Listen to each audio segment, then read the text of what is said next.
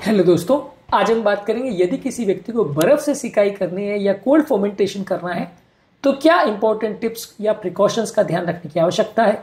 ये इस टॉपिक का सेकंड पार्ट है। फर्स्ट पार्ट में हमने बात करी थी कोल्ड फर्मेंटेशन में क्या क्या चीज़ों का ध्यान रखने की आवश्यकता है। आज उसी डिस्कशन को हम कंटिन्यू करेंगे, कुछ एक्स्ट्रा पॉइंट्स आपको बताएंगे जिनका भी आपको ध्यान रखने की जरूरत है ताकि आपका ये थेरेपी ज़्यादा इफेक्टिव हो, ज़्यादा सेफ हो और ज़्यादा बेटर आपको रिजल्ट्स मिले। टॉपिक पर जाने से पहले जो लोग हमारे चैनल पर नए हैं उन्हें रिक्वेस्ट करूंगा कि चैनल को सब्सक्राइब करें, वीडियोस को लाइक करें, शेयर करें, फॉलो करें, कमेंट करें, पूरा देखें। टॉपिक इंपॉर्टेंट है इसलिए इसे अंत तक देखिएगा। चलिए शुरू करते हैं इंपॉर्टेंट वीडियो।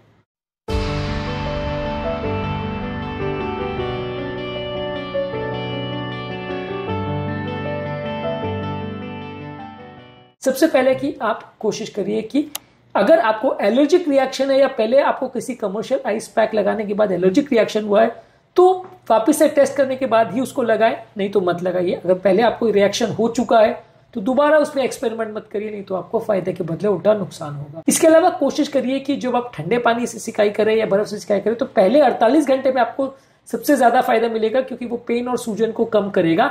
इसके बाद गर्म पानी से सिकाई करना ज्यादा बेनिफिशियल होगा क्योंकि उसके बाद आपका जो स्वेलिंग और स्टिफनेस होता है वो ज्यादातर 48 घंटे के बाद आता है। पेन या जो नमनेस होता है, इन्फ्लेमेशन होता है, पहले 48 घंटे में आता है, तो उसको कम करने में ठंडा ज्यादा बेनिफिशियल है।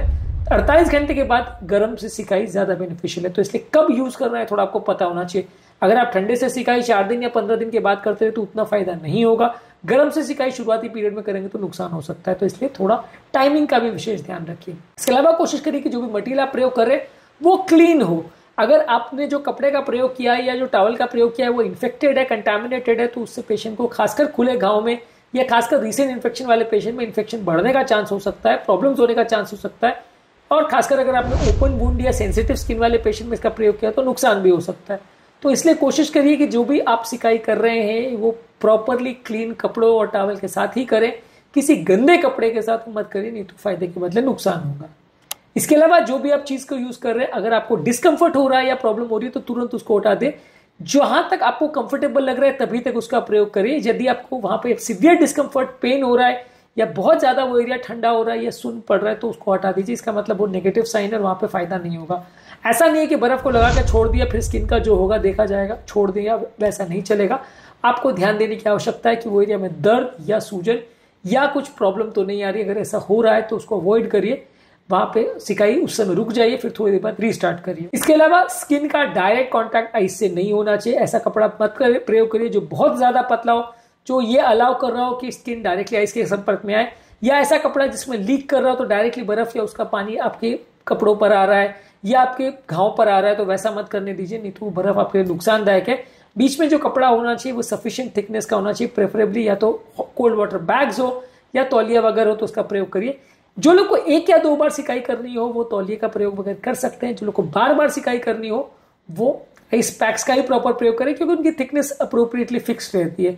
अब कभी आप रुमाल में कर रहे हो, कभी आप तौलिए में कर रहे हो, कभी आप अंडरगारमेंट्स में कर रहे हो, ऐसी ऐसी चीजें आप कर रहे हो, तो उसमें हर बार अलग अलग कपड़े की थिकनेस फर्क पड़ेगी और आपकी सिकाई जितनी लेवल की होगी उसमें फर्क पड़ेगा।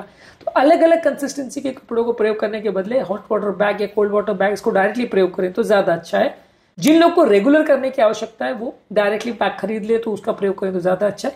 कभी कभार जिसको करना है वो सिंपल तौलिए वगैरह में इसका प्रयोग कर सकते हैं। तौलिए भी अलग अलग कंसिस्टेंसी और थिकनेस के आते हैं और नए पुराने तौलियों में भी जितना उसमें फाइबर होता है उसमें फर्क होता है, तो कूलिंग में फर्क हो सकता है। इसलिए बेटर होगा कि आप पैक लेके उसी का प्रयोग करें तो ज्यादा अच्छा है। इसके अलावा जब भी आप किसी पर्टिकुलर एरिया खासकर हाथ पांव में अगर इसका प्रयोग करें तो वहां पे कोई कपड़ा बांध के उसका सर्कुलेशन मत रोकिए। कई बार लोग का ऐसा होता है कि घुटने में प्रॉब्लम हो रही है और वो थाई में कपड़ा बांध के रोक देते हैं ब्लड सप्लाई, या एंकल में एड़ी में दर्द हो रहा है तो वहां पे तो बर्फ लगा दिया और ऊपर एक कपड़ा बांध के ताकि सर्कुलेशन कॉम्प्रोमाइज हो जाए। तो ऐसे केसेस में आपका वो एरिया में डैमेज होने का चांस बढ़ जाता है। सर्कुलेशन कॉम्प्रोमाइज नहीं होना चाहिए। जो ब्लड का सर्कुलेशन है वो मेंटेन रहेगा तो ही आपको प्रॉपर रिजल्ट मिलेंगे, नहीं तो नहीं। तो सर्कुलेशन प्रॉपर मेंटेन करिए, उसको बंद मत करिए। इसके अलावा चेहरे पर, जेनाइटल रीजन्स पे और सर पर इसका प्रयोग ध्यानपूर्वक करिए। इसको ज्यादा ड्यूरेशन के लिए वहां पर सेंसिटिव एरिया में खासकर आंखों में प्रयोग मत करिए। बहुत सेंसिटिव एरिया में बहुत कम देर के लिए उसका प्रयोग करिए, नहीं तो आपको वो एरिया में डैमेज होने का चांस है। मुंह के अंदर म्यूकोजा में या आंखों पर अगर आप इसका प्रयोग कर रहे हैं तो ज्यादा सेंसिटिव है, वहां पे आप ड्यूरेशन को भी कम करिए और जो एक्सपोजर का टाइम है उसको भी कम करिए। वहां पे ज्यादा एक्स्ट्रा प्रिकॉशन रखिए क्योंकि वो एरिया के स्किन ज्यादा सेंसिटिव होती है। इसके अलावा अगर आप गले पर या रीढ़ की हड्डी पर भी अगर इसका प्रयोग करें तो भी ज्यादा सेंसिटिव एरिया माने जाते हैं। ये यहाँ पे टेम्परेचर सेंसिटिविटी ज्यादा होती है, तो इसलिए गले पर और रीढ़ की हड्डी पर अगर डायरेक्टली आप बर्फ को लगा रहे हैं तो वहां पे ज्यादा ध्यान देने की जरूरत है। ये एरिया के स्किन में डैमेज होने का चांस थोड़ा ज्यादा रहता है। इसके अलावा अगर किसी व्यक्ति को रेनॉल्ड सिंड्रोम है, जहां पे नसें चौंट जाती है बर्फ के एक्सपोजर में, वहां पे इसका प्रयोग मत करिए। कई ऐसी बीमारियां हैं जहां पे रेनॉल्ड सिंड्रोम होता है, फिनोमिना होता है, जहां नसें चौंट जाती है या ठंड के एक्सपोजर में आपकी नसें ब्लड सप्लाई देना बंद कर देती है, हाथ सफेद पड़ जाते हैं। इस तरह के पेशेंट्स में या कनेक्टिव टिश्यू डिसऑर्डर वाले पेशेंट्स में इसका प्रयोग मत करिए, नुकसान हो सकता है। इसके अलावा यदि आप कोई फिजिकल एक्टिविटी कर रहे हैं, भागने दौड़ने का काम कर रहे हैं या ऐसा कुछ कर रहे हैं, तो उस दौरान इसका प्रयोग मत करिए। जब आप बैठे हो, रेस्ट कर रहे हो, तभी इसका प्रयोग करें तो ज्यादा अच्छा है। चलते दौड़ते भागते दौड़ते टाइम पे अगर आप इसका प्रयोग करेंगे तो आपको इंजरी होने का चांस ज्यादा हो सकता है, वो एरिया सुन पड़ सकता है, आपका बैलेंस कॉम्प्रोमाइज हो सकता है, आपको नुकसान हो सकता है। तो इसलिए बैठकर आराम से उसका प्रयोग करें तो ज्यादा अच्छा है। चलते फिरते में एक्टिव रहने के दौरान इसको बांध के आप काम पे निकल गए, वैसा मत करिए। इसके अलावा यदि किसी व्यक्ति को माइग्रेन का प्रॉब्लम है और माइग्रेन के लिए इसका प्रयोग करना चाहता है तो माथे के साइड पर लगाने के बदले स्कल पर लगाएं या आगे के मस्तक पर लगाएं, फोरहेड पर लगाएं तो ज्यादा अच्छे रिजल्ट्स मिलेंगे। आप डायरेक्टली अगर साइड पे उसको लगाएंगे तो आपको रिजल्ट्स उतने अच्छे नहीं मिलेंगे। ऊपर की तरफ या सामने की तरफ लगाएंगे बर्फ को तो ज्यादा अच्छे रिजल्ट्स मिलेंगे। इसके अलावा यदि किसी व्यक्ति को अगर एडवर्स रिएक्शंस हो रहे हैं या प्रॉब्लम हो रही है, स्किन चेंजेस हो रहे हैं या बर्न्स हो रहे हैं, तो तुरंत रिपोर्ट करिए और उसका प्रयोग मत करिए। यदि आपको फ्रॉस्ट बाइट हो रहा है जिसमें उस एरिया में अगर सुनपना हो रहा है, झुंझुनी हो रही है, रिएक्शंस हो रहे हैं या पेन हो रहा है, तो वहां पे प्रयोग मत करिए। फ्रॉस्ट बाइट के सिम्टम्स को, साइंस को रिकॉग्नाइज करना जरूरी है। जो लोग दूसरों के लिए कर रहे हैं उनको जानना जरूरी है कि फ्रॉस्ट बाइट क्या होता है, उसके क्या लक्षण होते हैं। अगर आप किसी मेड सर्वेंट या किसी असिस्टेंट को या किसी सर्वेंट को करवाने को बोल रहे हो किसी उम्रदराज लोगों के लिए, तो जो व्यक्ति कर रहा है उसको पता होना चाहिए कि जो फ्रॉस्ट बाइट है वो कैसे पता चले। नहीं तो कई बार उम्रदराज व्यक्ति बता ही नहीं पाएगा तो उसको प्रॉब्लम्स होने का चांस हो सकता है। तो जो यूज कर रहा है थेरेपी को उसको भी प्रॉपर इसके बारे में जानकारी होना आवश्यक है। इसके अलावा कभी कभी आप ऐसा कर सकते हो कि गर्म और ठंडे को ऑल्टरनेट पे यूज कर सकते हो। एक बार गर्म किया एक बार ठंडा किया तो दोनों के फायदे मिल सकते हैं। एक दिन गर्म किया एक दिन ठंडा किया, ऑल्टरनेट स्ट्रैटेजी किया तो उसमें ही फायदा मिल सकता है। इसके अलावा एक राइस स्ट्रैटेजी होता है जिसमें RIC यानी रेस्ट, आइस, कंप्रेशन और एलिवेशन स्ट्रैटेजी का प्रयोग करते हैं, जो कि एक कॉम्प्रिहेंसिव स्ट्रैटेजी है पेन और स्वेलिंग को कम करने के लिए। इसके बारे में हमने एक अलग वीडियो किया, वहां पे भी आप कोल्ड फर्मेंटेशन का प्रयोग कर सकते हैं और उस स्ट्रैटेजी का एक पार्ट होता है जिसमें 4 चीजें इन्वॉल्व है, यानी रेस्ट, आइस एप्लीकेशन, कंप्रेशन और एलिवेशन।